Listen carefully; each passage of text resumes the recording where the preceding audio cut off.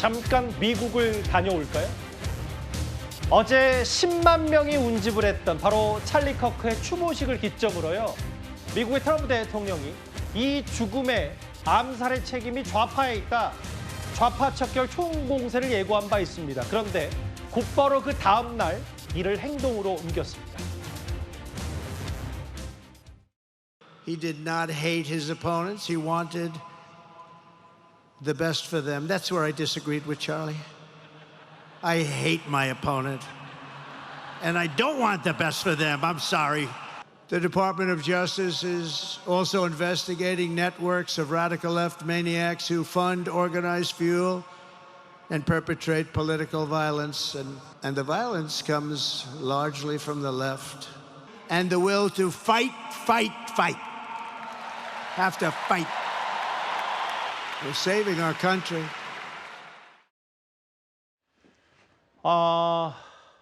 바로 행동으로 옮겼습니다. 트럼프 대통령이 이른바 안티파라고 해서 이 국내 테러 조직으로 급진좌파를 지정했다. 이현정 의원님. 네. 이게 보니까요. 그 트럼프 대통령은 집권 1기 때도 이 안티파를 테러 조직으로 지정하려고 했는데 여러 군데서 반발로 뜻을 이루지 못했고 바로 찰리 커크 추모식 다음 날에 이걸 행동으로 옮겼다. 이게 상징하는 게 좀 클 것 같습니다. 그래서 참 이 사태가 앞으로 어떻게 전개될지 정말 걱정스러운 대목이 아닐 수가 없습니다.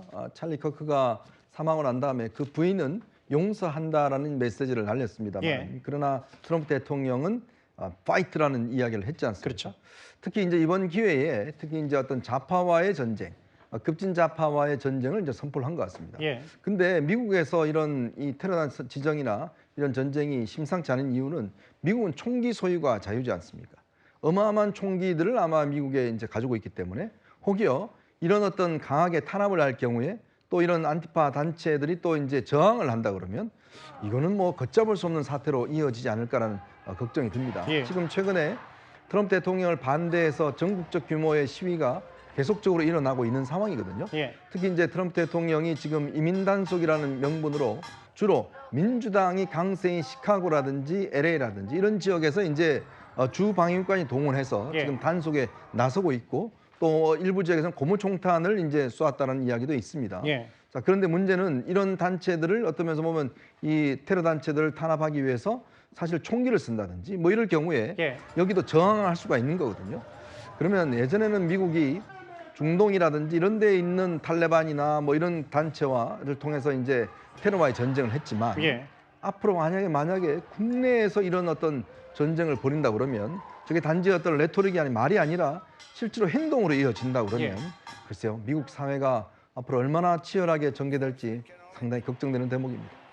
병들고 위험한 급진좌파의 재앙이고 급진주의자들과 진보 언론 동맹이 찰리 커크를 침묵시키고자 했다. 이번 암살 사건의 배경, 뒷배가 바로 좌파 단체 아니냐는 트럼프 대통령 시각인데 이현정 의원도 많이 걱정을 하셨어요. 미국 내 분위기가 심상치 않아서.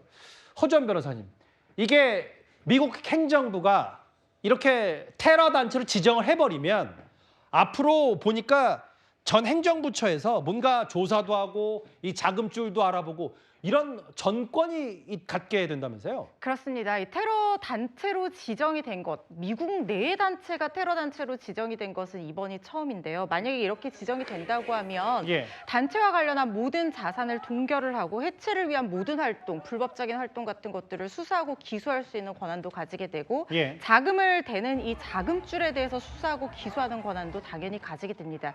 이 트럼프의 행정명령으로 미국 내의 모든 기관들이 이제는 이 안티파를 해체하고 불법적인 활동을 제한하고 수사하기 위해서 권한들을 갖게 되는 그런 상황이거든요. 그런데 여기에 있어서는 두 가지 문제들이 지금 지적이 되고 있습니다. 일단 첫 번째 절차적으로는 이게 연방법에 규정된 이 권한은 해외 단체들만 대상으로 하는 것인데 과연 국내의 어떤 테러 조직에 대해서도 이렇게 똑같은 권한을 행사할 수 있는 법적인 근거가 있느냐, 이런 의문이 자국 내에서 제기가 되고 있고, 두 번째는 실체적인 문제인데요.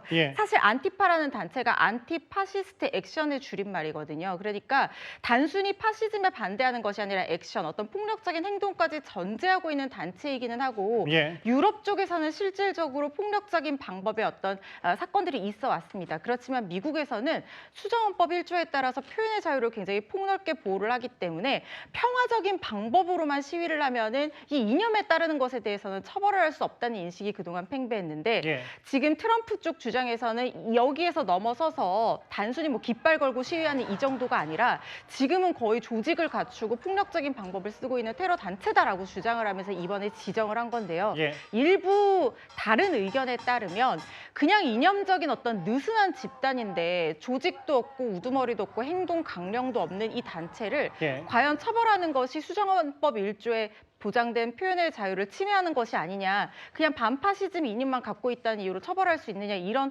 논란들이 있거든요. 이현정 위원께서 말씀하신 대로 앞으로 미국 내에서 이러한 어떤 갈등 상황들이 계속해서 심화될 가능성이 상당히 높아 보입니다. 사실 어제 그 트럼프 대통령의 말이 상징하는 게 꽤 컸죠. 커크는 투사이자 순교자이다. 이 적을 뭐 이른바 좌파 쪽으로 규정해서 용납할 수 없다라고 트럼프 대통령이 얘기했는데, 이 찰리 커크의 추모식을 기점으로 해서 뭔가 트럼프 대통령이 이 복수 혹은 좌파 단체 맹폭 이거에 시동을 건 것 같습니다. 7위였습니다.